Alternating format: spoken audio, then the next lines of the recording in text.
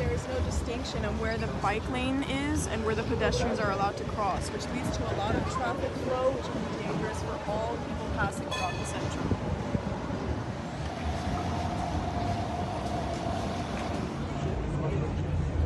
Hello, I'm Donald. I'm here at the Centrum and we're trying to figure out the traffic congestion within the Centrum. As you can see on my left hand, there's a tram crossing and there's no demarcation to indicate it's a tram line. And also from behind, you can see people walking and bikes crossing.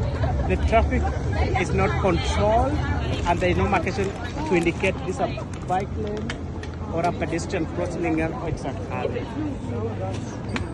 Here in the Centrum, it's a really popular area for many tourists to come and shop and get souvenirs and things like that. But coming from different countries or even citizens of the Netherlands do not understand the distinction between the bike lane and the pedestrian lane. So as you can see here, there's so many bicycles crossing, yet there's no symbol on the ground to show that this is a bike lane.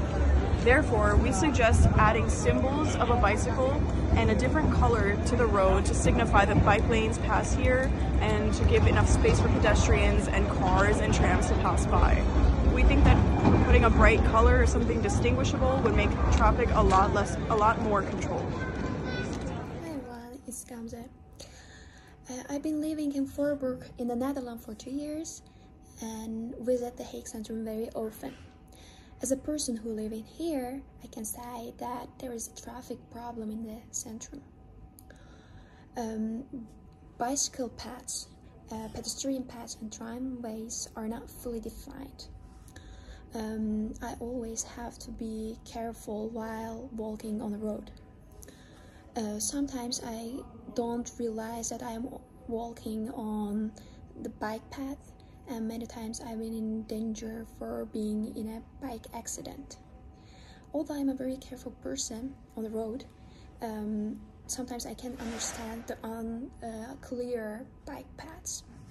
And also, if any of my friends from abroad have come to visit, I always feel like a traffic cop when I travel around the city center with her. Because I constantly give her comments like, stop, walk, it's a bike path, you have to be careful. Therefore, our group has a suggestion to solve for exactly this problem. For perspective taking, what my group decided to do is that we went down to the Centrum and interviewed a pool of people who live within the Centrum and are familiar with the issues that they face in their daily lives in the Centrum neighborhood. We did interview more than 3 people. By doing so, we were able to gain a lot of perspectives on issues happening in this neighborhood. And the people we interviewed were all of different backgrounds, ethnicities, and even economic statuses. So by having all these differences, it makes gaining different perspectives really easy to do. So by taking these perspectives, we found the biggest issues were the traffic congestion in the neighborhood, and that is what we decided to try to fix. I believe that we were all able to show adaptability, with the first instance being when we had to interview people in the center of The Hague. This is a new experience for all of us. We're not familiar with the language here spoken in The Hague or in Netherlands overall, and some of us are afraid to get out of our comfort zone and speak to strangers. However, we had to adapt to the goal of this project, which was to learn about different cultures and the issues that we face here in the center. So we all decided to take the initiative and ask a person. I know that Gamze was able to speak to someone in Dutch since she has been living here for 2 years. And despite language barriers that we faced, whether speaking French or our native language being French or English or Spanish, we were able to adapt and take the initiative to speak with the people, learn about the issues at hand, and we were able to gather important evidence of the issue of traffic here in the center. So before, starting with our project, we needed to do a secondary research. Basically, a secondary research is like the moment that, we sat down together and we started, searching for information. Basically, like the information that we could find at articles, websites, blogs, infographic, database, any sort of information. We sat down together, we created a Google Docs, and we were sharing, all sort of like links and information and all that. We basically, we needed to conduct a secondary research because we needed to gain, some information and some insight about the Centrum. Because I personally didn't know anything about the Centrum, and first, I started looking into more websites, directed to tourists and all that, and I could learn that, for example, the center is the main center of The Hague, where all the shops, restaurants, bars, discos, museums, and attractions are located. But also, for example, I could learn that one of the biggest problems in the Centrum is the difference, or this constant difference between the southern area and the northern area, and this contrast between the rich area and the poor area. Also, for example, we could learn that another problem was housing, renting an apartment or finding a house. So the more we investigated, the more information we were gaining and we were, obtaining. Then we found a website which basically was perfect because it's called Den Haag in Ciphers. Okay, you can see it right here. And basically this website allows us to gain the actual data, numbers and graphics that we needed. It's an amazing website. You can find all sort of information, and not information, but actual recent information and demographic and about the Centrum. Basically, it allowed us to gain some insight into, what are the population of the Centrum, what are the business of the Centrum, is it a safe area, also the education in the Centrum, the traffic jams in the Centrum, and we could, gain more and more information. After we have done, this secondary research, we basically concluded that the main ideas and what questions we needed to ask people in order to basically conduct a primary research.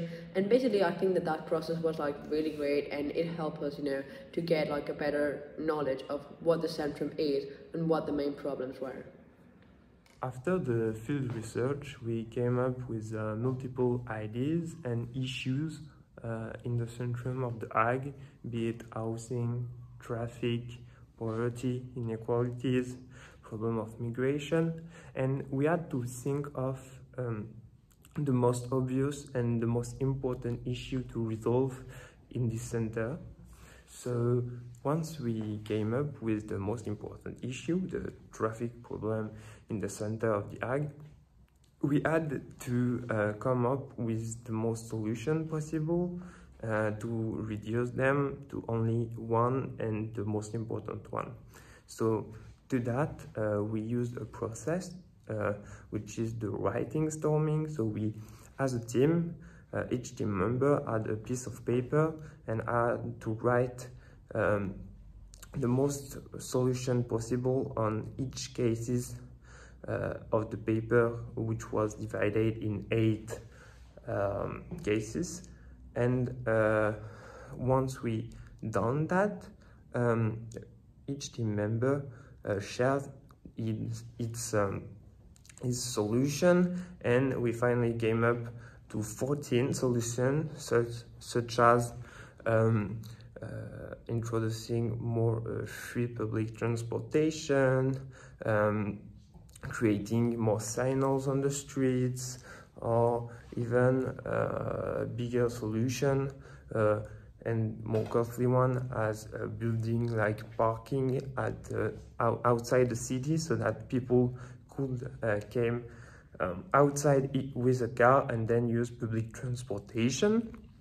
And with all these different ideas and different solutions, as a team we discussed them and found out that we needed to reduce them. So we came up with these 2 main ideas. We had to choose the final one, and to do that we grouped as a team and discussed the pros and cons of each of these 2 main ideas. We checked about the ethics of the project, if it could respond to the budget of the project, if it responded to any SDGs of the ONU.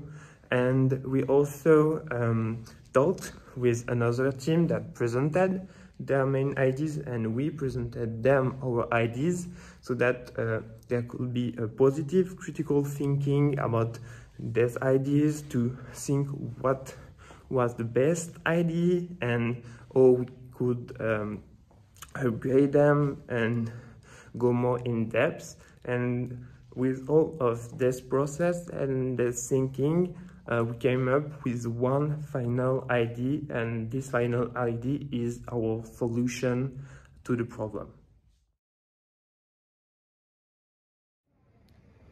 Our solution to make a bike lane a different color, such as a bright green like this one, you can also see it in the image that I added before this. It's based on the fact that people need to be able to visualize the different lanes that they're riding in. A bright green color increases visibility, it's more distinguishable, and it helps improve traffic flow for bikes, pedestrians, cars, and trams. And it reduces the risk of accidents by over 90%. So where I live in Florida in the United States, we have these green bike lanes, and it's extremely easy to be able to see where the bikers will be and where the cars will be. So there's no doubt that here in the Netherlands, it would improve the traffic flow a lot. We found out that in 2022, 291 cyclists died through traffic accidents here in the Netherlands. That number is extremely high, but with a solution like ours, a very visible bike lane with a different color as well as a bike symbol, this amount of deaths can be reduced. Where I live in Florida, it's really easy to see the difference in where you're supposed to be riding. Additionally, we came to the conclusion of a universal color of green as a bike lane is much easier to understand than a simple difference in texture of a bike lane. Many foreigners come to visit, many tourists, including ourselves here experiencing the Netherlands for the first time. We had a lot of difficulty understanding the bike lanes, and I'm sure this is a problem that even citizens of the Netherlands face. The bright green color raises awareness of the bike lane, and it becomes more visible for everyone to see, including for people that might not understand the traditional traffic flows that happen here in the center of The Hague. Hi, our group came up with this starfish model. As you see on top here, these are our group strengths, and the bottom ones are our weaknesses. And we have more strength than the weakness that made this group being successful. So I'll start with the strength, things that we need to do more of, like being interested in the topic, positive attitudes within the group, collaboration within the group members, and more communication within the group members. And things that we need to keep doing that made our group successful were taking initiative and direction, visiting the city, and also doing the interview within the city. Our weaknesses comprises of things that we need to stop doing, things like not communicating at all within the group, and we should be on time for group work. And things that we need to start doing are meeting in person more often and taking charge. And the lesser things that this group need to do is indecisiveness. We took an initiative to going to Centrum to record vlogs and do interviews about the neighborhood. This portrayed the real pictures of the issues and problems that the locals are facing in the Centrum. Me and Don were able to go into the Centrum and record some first-hand videos of the issue, which makes it a lot clearer for viewers to understand. As tourists here at The Hague, it's really confusing to go through this city and try to understand the traffic, but as you can see in the videos, it is really confusing. Thanks for watching!